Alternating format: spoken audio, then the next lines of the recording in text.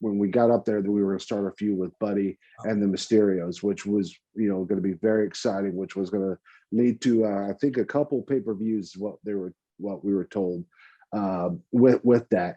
But that just didn't seem to happen.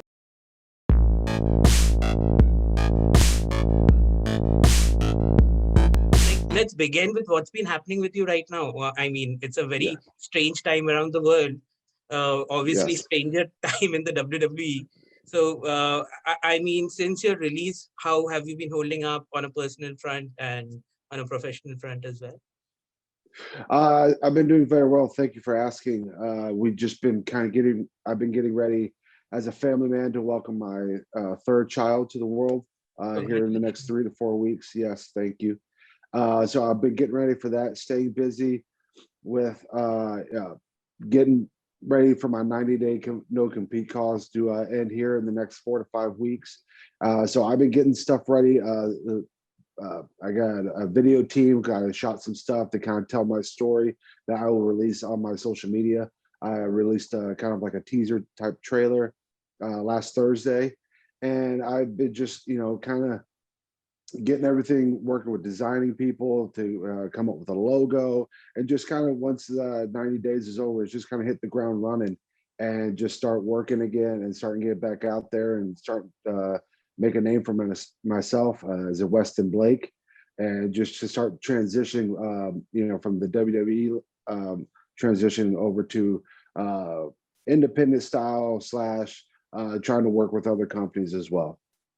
So that brings me to something interesting. I mean, this week on NXT, we saw that Samoa Joe came back.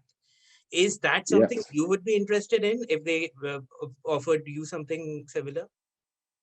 Yes, I mean, I'm always willing to work with any company that would like my services, and and I believe I could bring something to the table, a main event caliber type player that I believe I can show the world what I'm capable of, and also help the brand out as much as I can as well.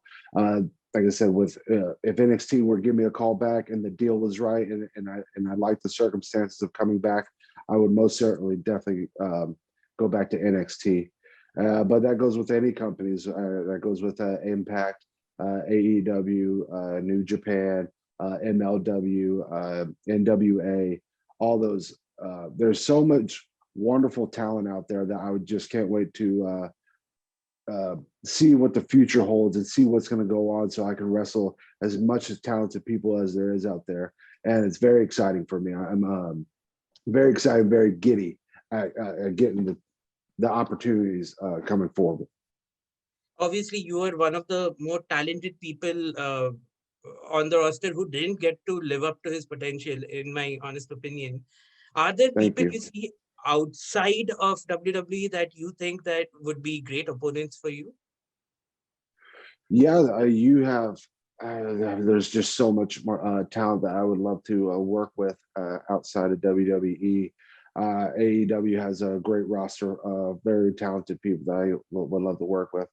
Impact has a very talented roster with people that I would love to work with, and NWA, you have the talented people that I would love. There's just so many companies with a top-notch talent these days. I mean, to single one person out would just be tough. I mean, like I said, the great thing about these opportunities is now you have Steve Macklin, formerly known as Steve Cutler. He's over at Impact, and I would always.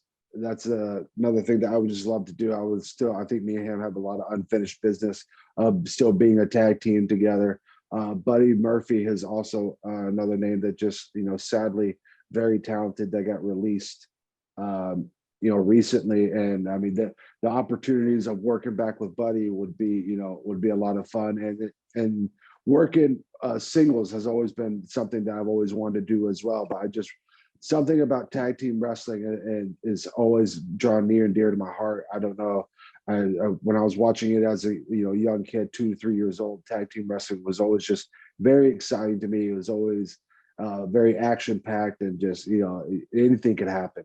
And so with all these opportunities and all this stuff, with all these things that I can hopefully get the opportunity to. It makes it very exciting for me what's going to happen, 5 weeks from now, 5 months from now, 5 years from now. Fantastic, man. And of the names you mentioned, obviously, those are exciting prospects. Another guy you worked with was Aleister Black in NXT. I think you worked with him a lot.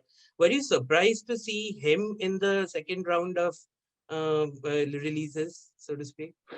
Yes, I was very surprised about that whole list of people in the second round of releases.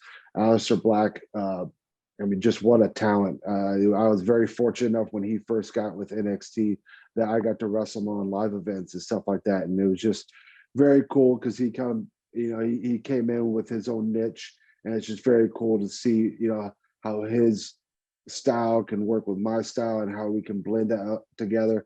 And I believe me and him could have some real magic matches here in the future if we ever get that opportunity to. He was one of my favorite opponents working with live events and stuff like that. And of course, I got to work with him and Ricochet at the Dusty Classic, in the finals, which was an absolute dream. You work with Ricochet, who's, and Tommy, who's been all over the world, and kind of had their legacy and stuff and their stuff, well known by the NXT audience.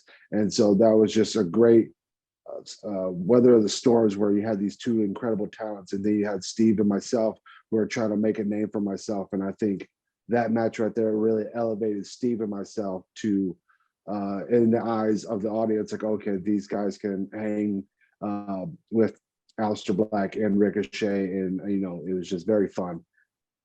Fantastic, man. So another thing I wanted to ask you is, they often say that Vince McMahon's style of working is very different from Triple H's. We obviously saw you do a lot more in NXT than on SmackDown. What is the central difference between both of these men? Well, with Triple H, I was there when NXT first got into Orlando with the Performance Center. And Triple H, he was always very easy to talk to and communicate to very early on. So if you had an idea or something, or with your ideas, and he was very easy to communicate with them. He was there at TVs. He was well sought out in front of the camera and stuff like that, like with what his idea wanted. And he was very open to the talent's ideas and how they wanted to present themselves for his vision. Vince McMahon, I really never got to meet him per se. Of course, this was during the pandemic COVID area. So I dealt with a lot of people that helped out Vince McMahon and around him. So I didn't really ever get to talk with Vince the year that I was up there. It was more of the writers and the creative people that they would relate to Vince. And so it was just a different circumstance. We were Steve Riker and myself. We were supposed to have a meeting before WrestleMania of that year that we got called up to meet with Vince and the creative team. But of course, the pandemic happened and all that got shut down. So that was a meeting that we didn't get to have. And so, I mean, with working with Triple H and NXT, it was just a lot easier to kind of get in the ear of Triple H. Okay, and like when you were aligned with Corbin, did you have the same kind of chemistry with Corbin? How was he to deal with? Yeah, Corbin was great. Me and Steve were very excited to work with Corbin. I've known Corbin since NXT and very early on. He was one of the few guys that I rode with when I first got there to kind of, he was in FCW in Tampa for a little bit of time before I got there. So just to kind of his perception of the business and what he thought and how he thought seeing things go on was very interesting to me. And like I say, he was always very nice to me with like able to help me out in any way I could, give me good feedback and stuff like that. So when we got to the chance of working with Corbin again, many years later at SmackDown, we were very happy about that. I mean, like I said, Corbin is someone that's on SmackDown every Friday. He's in front of your TV every week and stuff like that. He's very hardworking. He He's also another sensational talent who had success in NXT and also up on the main roster as well. So it's very fun to kind of be under his little learning tree for a little bit of the time. And we were excited about some of the future projects that we were looking forward to, but that we didn't get to have. Can you tell us about these projects? Yeah, so when we first got up there, we were going to start a feud with Buddy, because Buddy just got done with Seth Rollins, and he was with the Mysterio family.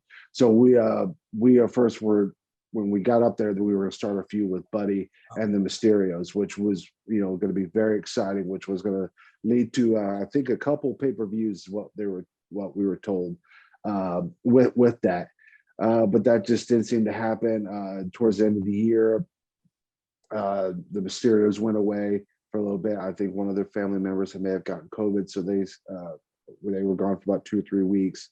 Buddy Murphy, I believe, was around someone with COVID, so they had him stay away.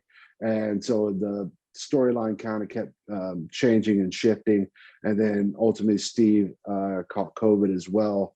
And once he caught COVID, I was told to leave, and we will work something else out later on. And then that just never came to fruition.